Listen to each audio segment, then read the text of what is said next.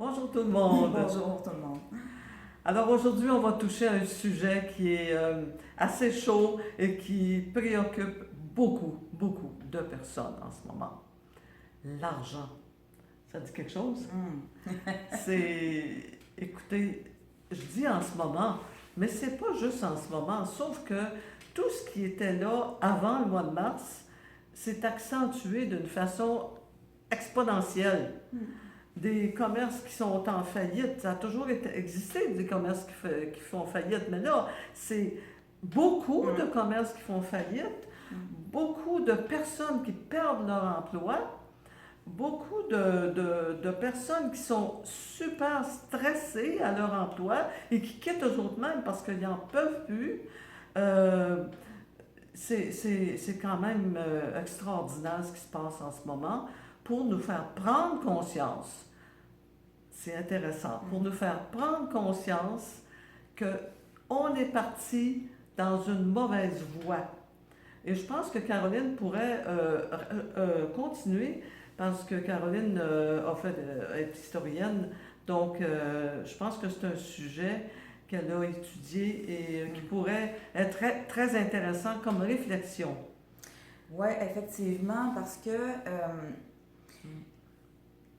moi, il y a une vingtaine d'années, j'ai commencé à m'intéresser à des systèmes d'échange alternatifs. Il y en a de toutes sortes, hein? Il y en a un peu partout dans le monde, de différents types. Quand je me suis intéressée à ça, ce que je me suis aperçue, c'est que la plupart des gens pensent qu'avant le système financier basé sur des monnaies comme on a maintenant, il existait le troc. Sauf que c'est pas vrai. Avant le troc, il existait autre chose. Le troc, c'est aussi quelque chose qui est un peu déformé dans le sens où c'est pas notre nature la plus basique et la plus profonde de fonctionner en troc. C'est quoi notre nature la plus profonde? C'est de fonctionner dans l'entraide communautaire. Autrefois, les tribus, les villages, les communautés, je parle de la préhistoire, je parle aussi des tribus, par exemple, des communautés des Amérindiens en Amérique avant l'arrivée des Européens. Même chose dans plein d'autres tribus du même genre, que ce soit les aborigènes en Australie ou que ce soit les tribus en Afrique, etc. Toute la communauté prenait soin de la communauté. Donc, on n'avait pas besoin de faire du troc avec le voisin pour lui dire, ben moi, j'ai des poules, j'aurais besoin de carottes, faudrait que tu me donnes des carottes, combien tu veux de poules en échange. C'est pas comme ça que ça marchait. C'est juste, j'ai besoin de carottes, je demande à mon voisin, puis tant qu'il y en a, il en donne. Puis s'il en manque, il dit, ben c'est tant pis, j'en ai plus, il va falloir que t'attendes que j'en ai à nouveau. Et vice-versa, c'est pareil pour tout le monde. Donc tout le monde prenait soin de tout le monde. Et dans ce système-là, s'il y avait des individus, par exemple, dans la communauté qui étaient malades, handicapés, pas aptes à produire, entre guillemets, ben, la communauté disait pas, ben, t'es pas capable de produire, donc je te donne pas à manger. Et ben non. Puis quand je dis ça comme ça, les gens réagissent toujours en disant, ben non, c'est sûr. Dans une famille, par exemple, s'il y a un membre de la famille qui est malade, le reste de la famille, ils vont pas dire, crève de faim, on s'occupe pas de toi, t'es pas capable de produire. Donc, pourquoi est-ce que, quand on a élargi la communauté, pourquoi on n'est plus capable de fonctionner comme ça? Mais c'est que c'est passé quelque chose en cours de l'histoire. En passant, le troc a été inventé, c'est pas complètement contre nature. Le troc, là, je veux pas dire ça non plus. Je nuance parce que le troc a été inventé pour qu'une communauté puisse faire des échanges avec une autre communauté. Et là, ben, quand c'est des gens qu'on côtoie rarement ou juste une fois, il faut trouver des façons pour que ce soit équitable.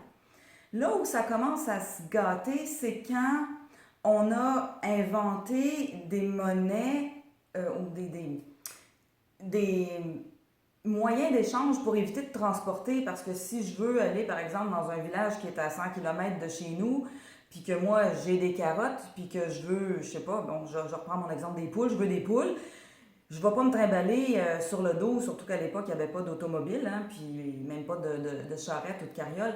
Me trimballer avec mes poches de carottes sur le dos. Donc là, on a inventé des devises. Donc, il y a eu des communautés où c'était des coquillages, d'autres communautés où c'était des grains de café. Donc, on invente un moyen d'échange symbolique, en fait. Et le problème, c'est quand ce moyen d'échange symbolique-là est devenu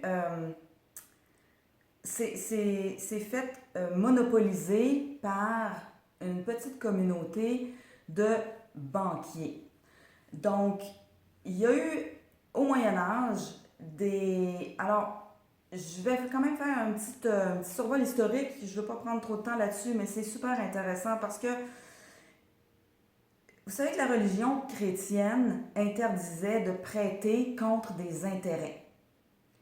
Et ça a l'air de venir de nulle part comme ça, mais c'était pas complètement imbécile comme philosophie. Et ce qui s'est passé, c'est qu'en Europe, bon, la majorité de la population était chrétienne et les seuls qui avaient le droit de prêter, dont la religion permettait de prêter contre intérêt, c'était la religion juive. C'est pour ça que la majorité des banquiers, c'était des juifs. Parce que c'était le seul qui avait le droit de faire ça. Le problème, quand on commence à prêter contre intérêt, dans l'absolu, comme ça a l'air d'être... Hein, je te rends service, je te prête de l'argent, je te prête de mon argent ben pour me remercier, pour me rémunérer de ce service-là, tu me redonnes mon argent quand tu me rembourses, plus des intérêts qui, à ce moment-là, représenteraient des honoraires professionnels, on va dire.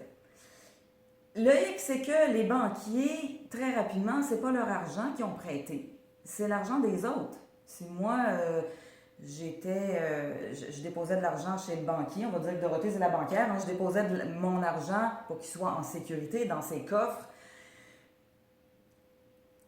Elle, après, quand quelqu'un voulait emprunter de l'argent, c'est pas son argent, elle, qui prêtait, c'est l'argent des gens qui déposaient, comme moi. Et se faisait rembourser des intérêts pour ça. Donc, ce qui se passe, c'est que les gouvernements ou les entités qui créent de l'argent, je ne rentrerai pas dans les détails parce que ça devient très, très complexe, mais si on veut vraiment simplifier, là, les entités qui créent de l'argent, normalement, au départ, c'était supposé d'être les gouvernements. Le gouvernement crée de l'argent. Il crée de l'argent, mais sauf que moi, si j'emprunte de l'argent qui existe déjà, puis je rembourse plus intérêt, l'argent des intérêts n'a jamais été créé, lui. Ce qui fait que les entités qui prêtent, donc les banques,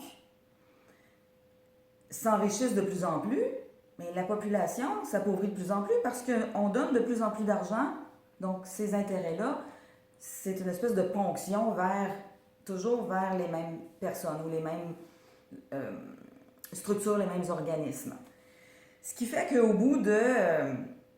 donc, si ça a commencé au Moyen Âge, au bout de 5, 6, 700 ans de ce système-là, on se demande pourquoi les populations, donc les classes moyennes puis les classes plus pauvres, sont de plus en plus pauvres.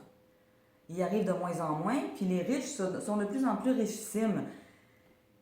Et les riches, c'est rendu que les personnes les plus riches au monde, un seul individu possède plus d'argent qu'un pays tout entier. Les gens comme, je ne veux pas les nommer, mais en tout cas, tu sais, les richissimes, que ce soit George Soros ou Bill Gates ou Bezos d'Amazon ou, je me souviens plus de son nom, là, le propriétaire de Facebook, mais c'est des gens qui possèdent pas des milliards, comment on dit ça, des trillions, des trillions, en tout cas, des milliers de milliards. Il y a quelque chose qui n'a aucun sens là-dedans. Aucun sens. Parce que la vraie valeur des gens, là, c'est ce qu'on fait. Nous, c'est notre travail, c'est nos œuvres, c'est ce qu'on crée, c'est ce qu'on fabrique, c'est le temps qu'on donne aux autres pour les aider, pour prendre soin, etc., pour cultiver, pour fabriquer, Il est temps qu'on prenne possession de ça, les amis. Parce que la vraie richesse, elle est là. Donc, pour l'instant, sachant tout ça, c'est quoi, par quoi est-ce qu'on commence? Ben, moi, je pense qu'on commence déjà par l'entraide. Et vous savez que ça fait pas tellement longtemps que l'entraide existait beaucoup plus qu'aujourd'hui. Ouais, ouais. Mon beau-père qui travaillait pour son père, qui avait une scierie au Témiscamingue, et quand il y avait une maison qui passait au feu, le père de mon beau-père donnait le bois et tout le village se mettait ensemble pour construire la maison. Et Donc, ben, puis là, est arrivé les compagnies d'assurance et puis, ben, finalement, l'entraide a un peu pris le bord, là.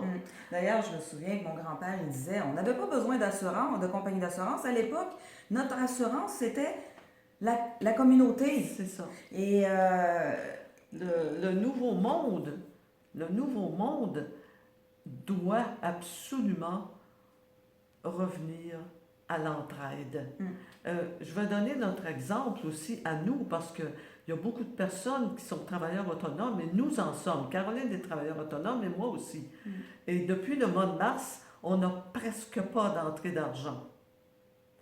Et il y a quand même, on vous disait au début qu'on est déjà, nous, dans le nouveau monde, on a quand même 3 amis qui nous ont offert de nous prêter de l'argent, sachant qu'en ce moment, on n'en gagne pas assez pour leur remettre leur argent.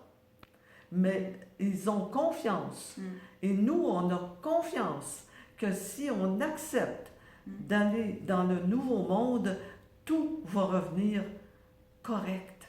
Tout va être coulé de source. tu voulais pas dire ça va bien aller, hein? Non, T'essayais de trouver un autre mot, pas hein? ça.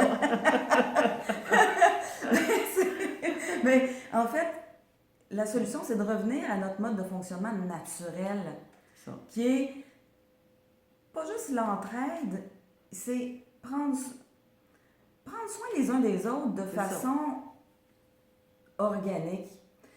Si je peux pas, je peux pas. Mais si je peux pas, c'est pas parce que j'ai un gros magot, mais j'ai tellement peur de manquer dans le futur que je le garde mon magot. C'est pas ça. Si je peux pas, c'est si j'en ai pas, ben j'en ai pas. Et puis quand j'en aurai, ben je pourrais dire, ah ben là, ça y est, j'en ai, donc s'il y a quelqu'un qui a besoin d'aide, je peux aider. Parce que quand on fonctionne comme ça, on n'a plus peur de manquer dans le futur, parce qu'on sait que si on en manque, les autres vont nous aider.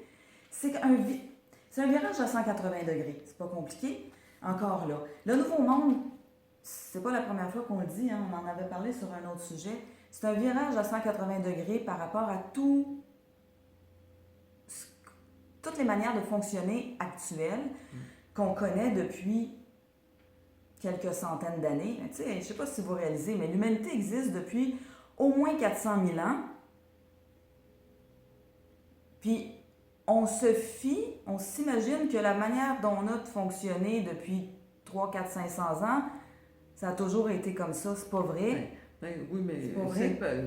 on va pas loin, là. Quand j'étais enfant, moi, ça fait pas 300-400 ans, là, il y avait un quêteux qui cognait à la porte et on était des grosses familles au Québec. Ouais. Et j'entendais la phrase, ben entrez, quand il y en a 9, pour 9, il y en a pour 10. Donc, les gens avaient cette générosité-là encore il y a une cinquantaine d'années, 60 ans. Je pourrais vous donner de multiples exemples d'entraide dans ma jeunesse et dans mes jeunes années de couple quand je me suis mariée. Il y en avait beaucoup d'entraide. Et ça s'en va parce que les gens sont tellement stressés, ont assez d'ouvrage à se occuper de sortir la tête de l'eau qu'ils ne se préoccupent pas de l'autre à côté. Et ça, c'est... en tout cas, nous, on a décidé au mois de mars de surfer sur la vague et de se faire confiance. Et la semaine prochaine, on va vous parler encore plus de solutions. Ouais. Je vous garantis, c'est concret. C'est pas... et ça se fait. Ça se fait. En ce moment, d'ailleurs, tu sais, revenir à l'esprit de communauté puis à l'entraide, il y a des gens qui me disent, ben là, voyons donc, tu sais, là, c'est pas faisable de nos jours. Ben oui, c'est faisable. Puis on a des exemples. Il y a quelqu'un qu'on connaît qui, vu tout ce qui se passe dans les écoles depuis le mois de mars, qui a dit non, moi, j'envoie plus mes enfants à l'école. Et puis, ce couple-là, ce qu'ils ont fait, c'est qu'ils se sont organisés avec d'autres familles de leur village pour faire l'école à la maison. Donc, ils sont quelques familles, puis chacun à leur tour, ils prennent les enfants, ce qui veut dire que les parents ne sont pas accaparés par s'occuper des enfants 5 jours par semaine, 8 heures par jour. Donc, ils s'entraident comme ça. Il y avait aussi une femme que je voulais vous parler de ça parce que quand j'avais commencé à m'intéresser au système d'échange alternatif, puis on vous en parlera plus peut-être la semaine prochaine, Mais j'avais rencontré une femme qui était originaire d'Équateur, elle était au Québec depuis à peine un an ou deux. Puis elle m'avait raconté qu'en Équateur, il y a eu une grosse crise économique du même genre que celle qu'il y a eu en Argentine. Pourquoi on n'a pas entendu parler de celle de l'Équateur? J'en sais rien. Mais elle m'a expliqué qu'elle venait d'une vallée dans les montagnes où il y avait quelques milliers d'habitants. Elle dit, nous, dans cette vallée-là, on s'en est sorti beaucoup mieux que le reste du pays parce qu'on a tout de suite mis en place un système de troc, puis d'échange, puis d'entraide entre nous. Donc, la vallée était capable de produire sa propre nourriture, de produire un peu de vêtements. Ils s'en sont super bien sortis, il n'y a personne qui a crevé de faim. Donc, je peux vous dire qu'en ce moment, c'est à ça qu'on a besoin de revenir. Donc, en conclusion, la semaine prochaine, on continue sur le sujet de l'argent, mais on va rajouter l'amour du métier. Comment ça se fait qu'il y a tant de monde qui font un travail qui les stresse et qu'ils n'aiment pas? Donc, on va parler de tout ce qui les rend malades aussi. Alors, sur ça, on vous souhaite une belle semaine et profitez de la vie. À bientôt. À bientôt.